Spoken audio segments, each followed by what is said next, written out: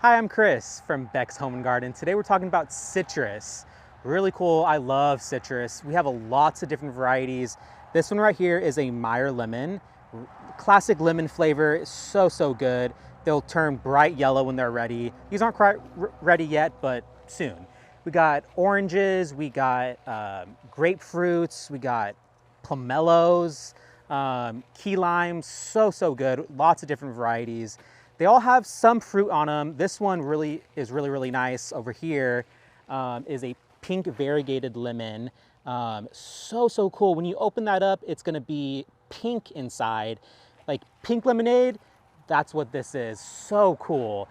There's one right here that's another favorite of mine, is called a calamondin.